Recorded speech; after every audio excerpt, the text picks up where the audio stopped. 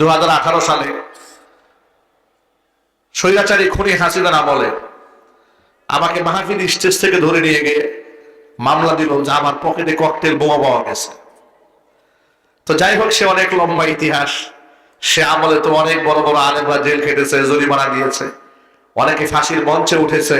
তো সেই ক্ষেত্রে আমাদের এই নির্যাতনটা তাদের তুলনায় একেবারেই হালকা নির্যাতন, যা আমরা 22 দিন মাত্র কারাবরণ করেছি। হয়তো 3 বছর আমাদের হাজিরা দিতে হয়েছে, বছরের পর বছর দৌড়ের উপর থাকতে হয়েছে। সেগুলো একেবারেই সীমিত এই দেশের বড় বড় আকাবিরা যে পরিমাণ মাজলুম হয়েছে সেই জুলুমের তুলনায়। তো যেটা বোঝাতে চেয়েছিলাম, কারাগারে কত রকমের মানুষের সাথে আমার সাক্ষাৎ হয়েছে। কারাগারে ভালো মানুষ আছে, খারাপ মানুষ আছে, চোর আছে, নামাজি আছে, মসজিদ ইমাম সাহেব আছে, বক্তা আছে, খতিব আছে। হাসিনা তো সবগুলানে একসে দিয়া ঢুকাই রাখছে। কথা ঠিক না ঠিক বলেন?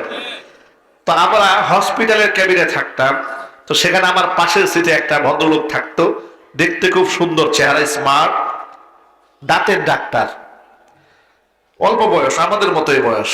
আমি দুষ্টুমি করে জিজ্ঞেস করলাম, আচ্ছা খুনি হাসিনা না হয় আলেমদের উপর ক্ষিপ্ত, আলেমদের উপর টর্চার করে ভারতকে খুশি করার জন্য, কিন্তু আপনি তো ডাক্তার মানুষ, আপনি জেলখানার কোন দুঃখে? উনি আমাকে বলে, হুজুর আর বলবেন না, আমি আমার বউয়ের করা মামলায় জেলখানায় আসছি। আমি বললাম, ডাক্তার সাহেব মানুষ, বউ মামলা করে? হ্যাঁ, বউর উপর নির্যাতন করেন? না হুজুর, আমি শিক্ষিত ছেলে, আমি কেন বউর উপর নির্যাতন করবো? আমি আমার বউর উপর কোনো নির্যাতন করি নাই।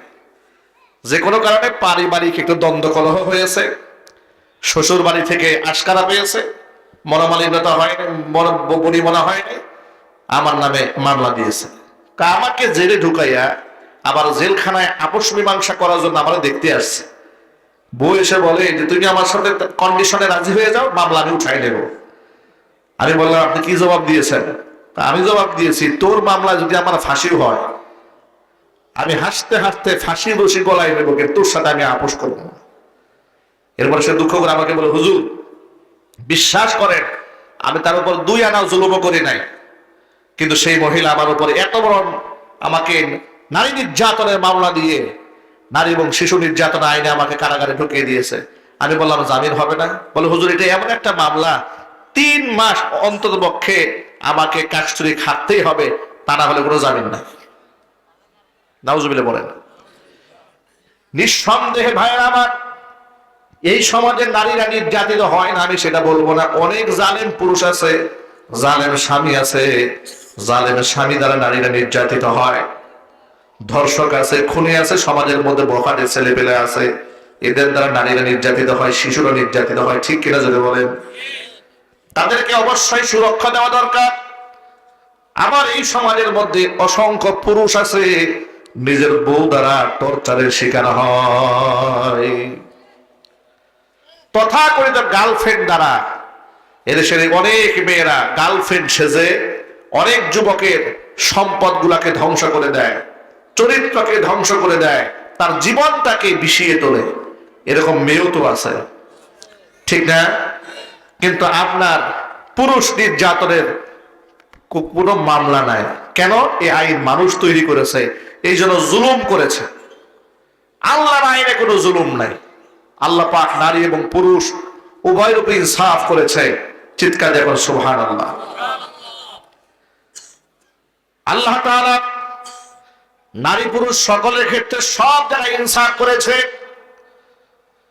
যেমন নারীরা নামাজ পড়লে সওয়াব অর্ধেক পাবে, আর পুরুষ পড়লে দ্বিগুণ পাবে, এমন কোন কোরআনে কারিমের আয়াত আল্লাহ পাক নাজিল করেন নাই, এমন একটা হাদিসও নাই। বরং আল্লাহ পাক সূরা নাহলের মধ্যে বলে দিয়েছেন, মান আমিলা সালিহাম মিন যাকারিন আও উনসা ওয়া হুয়া মুমিন ফালানুহইয়ান্নাহু হায়াতান তাইয়্যিবা ওয়া লানাজজিয়ান্নাহুম আজরাহুম বিআহসানি মা কানু ইয়ামালুন। ঈমান এবং বিশ্বাসের সাথে নারী পুরুষ ভালো কাজ যেই করুক না কেন, আমি আল্লাহ তাআলা 2টা পুরস্কার দেব। একটা দেব